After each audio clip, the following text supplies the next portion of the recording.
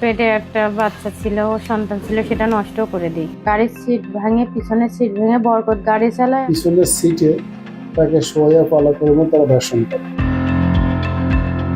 নিরাপদ সমাজের স্বপ্ন দেখলেও বাস্তবের সামনে আসে বারবার কিছু ঘটনা। একটি মাইক্রোবাসে কয়েকজন দুর্বৃত্ত আর অসহায় এক তরুণী দিনের আলোতে এই বাস স্টেশনে অপেক্ষা করেছিলেন। এই তরুণী হঠাৎ একটি সাদা রঙের মাইক্রোবাস এসে থামে ঠিক তার সামনে। কিছু বুঝে ওঠার আগে মুহূর্তের মধ্যে এই তরুণীকে জোর করে তুলে নেওয়া হয় এই গাড়িতে। এরপর যা ঘটেছে তা পুরো রাজবাড়ীর পাংশা উপজেলাকে নাড়িয়ে দিয়েছে। আমাকে গাড়ির পিছনে বরকত গাড়ি চালায়, ওর গাড়ির ড্রাইভার, আর ওই রাশেদ নামের ওই ছেলেটা গাড়ির পাশে বসে থাকে। ভুক্তভোগী তরুণীর অভিযোগ, গত 30শে মার্চ বিকালে তিনি এক আত্মীয়র বাড়িতে দেখা করার জন্য সেখানে যান। দেখা করে ফেরার পথে মশালা বাস স্টেশনে বাসের অপেক্ষায় ছিলেন। আমি পরশুদিন 30 তারিখে পাংশাতে আসছিলাম। মানে আগে তো আমি পাংশা বাসা ভাড়া থাকতাম, ওই এক আপার সাথে আমার পরিচয় ছিল, ওখানে দেখা করতে আসছিলাম। যাওয়ার পথে আপার সাথে দেখা করে মহিশালা স্ট্যান্ডের থেকে গাড়িতে উঠবো। সেই সময় হাসিবুল রহমান অন্তর নামের একজন একটি হাইস গাড়ি নিয়ে হঠাৎই তার সামনে এসে দাঁড়ায়। এই তরুণীকে গাড়িতে উঠানোর জন্য পিরাপিরি করে গাড়িতে উঠতে না চাইলে এক পর্যায়ে জোরপূর্বক তাকে গাড়িতে তুলে নেওয়া হয়। তখন হাসিবুর রহমান ওর গাড়ি নিয়ে, ওর একটা হাইস গাড়ি আছে, ও গাড়ি নিয়ে ওখানে হাজির হয়।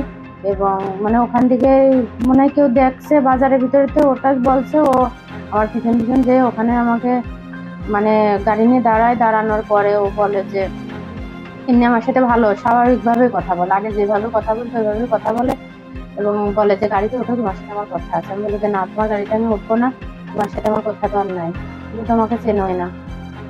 তারপরে ও বোঝায় সুঝে মানে ভালোভাবে কথাবার্তা বলে যে গাড়িতে ওঠো, সমস্যা নেই, আমি তোমাকে দিয়ে আসছি, ওঠো। তারপর আমি উঠতে চাই না, হাত ধরে মনে করেন টাইনে গাড়ির ভিতরে উঠাই। গাড়িতে উঠার পর এই তরুণী দেখতে পান গাড়িতে 3জন লোক, একজন গাড়ির ড্রাইভার, অন্যজন অন্তরের বন্ধু। উঠানোর পরে ও ছিল, আর ওর গাড়ির ড্রাইভার বরকত ছিল, আর আরেকজন ছিল, ওর নাম রাশেদ। আপনার এই যে এমপি মার্কেটে কসমেটিকের দোকান আছে, ওখানে মনে করেন যে ওই গাড়ির ভিতর উঠানোর পরে অন্তর ভালোভাবে আমার সাথে প্রথমে কথা বলে, ভালোভাবে কথা মতো বলে, মানে নরম সুরে কথা বলে। কথা বলার এক পর্যায়ে এই তরুণীকে নিয়ে যাওয়া হয় গাড়ির পেছনের সিটে। এই তরুণী তখন কল্পনা করতে পারেনি সামনে কি তার জন্য ভয়াবহ সময় অপেক্ষা করছে। গাড়ির পিছনের সিটে নিয়ে যাওয়ার পর গাড়ির সিট ভেঙে এই তরুণীর উপর পাশবিক নির্যাতন চালায় অন্তর।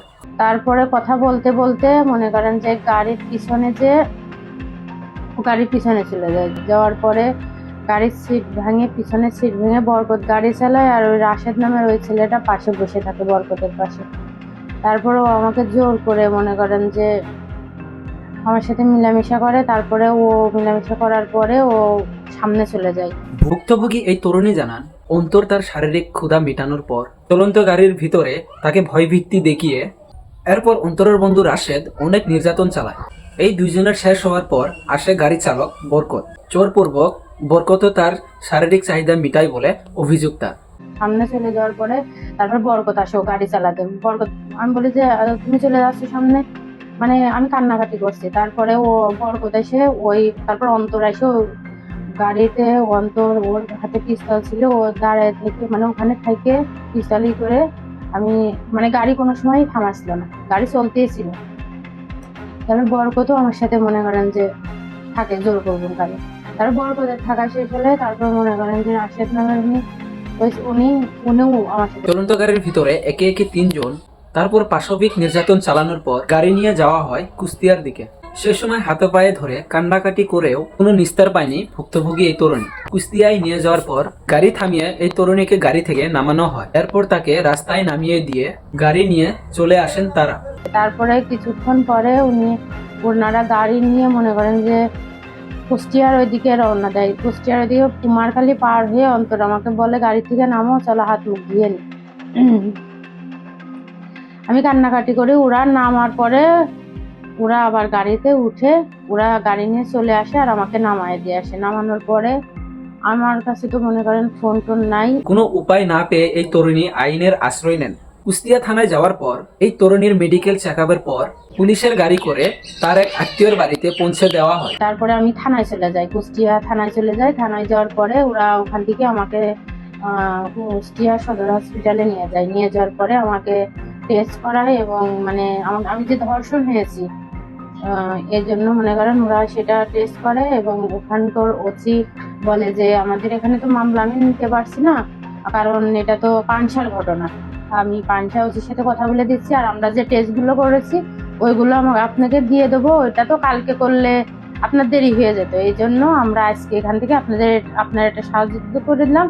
এবং ওইটা করার পরে রাত 12টার পরে হসপিটালে থেকে আমার করে রিলিজ করে তারপরে ওনারাই আমাকে আমার চাচাতো বোনের বাসায় ওনারাই পুলিশ প্রশাসনে আমার রাত 1টার সময় ওখানে দিয়ে আসে। পরদিন এই তরুণী পাংশা থানায় 3 জনের নামে অভিযোগ দায়ের করেন। পরশু দিনের ঘটনা তো এটা 30 তারিখে, আমি 31 তারিখে কালকে পাংশা থানায় আসি।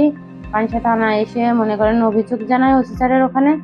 ওসি স্যাররা সমস্ত কিছু শোনার পরে আমার মামলাটা নেয় এবং একজনের গ্রেপ্তার করেছে 3 নম্বর আসামি, আর 2 জনা মনে করেন যে পালাতক। এদিকে পাংশা থানা পুলিশ জানান, অভিযোগ দায়ের করার পরেই অভিযোগ চালিয়ে রাশেদকে আটক করে পুলিশ। বাকিদের আটকের জন্য অভিযোগ চালানো হচ্ছেন বলে দাবি করে পুলিশ কর্মকর্তা। সেলিনা খাতুনকে তার ইচ্ছার বিরুদ্ধে মাইক্রোর পিছনের সিটে তাকে শোয়া পালাক্রমে তারা ধর্ষণ করে এবং ধর্ষণ শেষে তারা ওই দিন রাত অনুমান 3:30টার সময় একটি ফাঁকা জায়গায় তাকে নামায় দেয়, যার মাধ্যমে তাকে প্রাথমিক চিকিৎসা প্রদান করে। চিকিৎসা প্রদান শেষে সে সামান্য সুস্থ হয়ে গতকাল আমাদের থানায় আসছে। থানায় আসার পরে হাসিবুল ইসলাম অন্তর, রাশেদের জনরূপে রাশেদ এবং বরকত 3 জনের বিরুদ্ধে সে একটি ধর্ষণের মামলা দায়ের করে। সেই মামলার প্রেক্ষিতে আমরা এজাহার নামে রাশেদের জনরূপে রাশেদকে গ্রেপ্তার করেছি। আমরা ইতিমধ্যে তাকে বিজ্ঞ আদালতে প্রেরণের জন্য সার্বিক প্রস্তুতি গ্রহণ করেছি এবং ভিকটিম ধর্ষিতা সেলিনা খাতুনকে ডাক্তারি পরীক্ষা সহ আনুষঙ্গিক কার্যক্রম চলমান।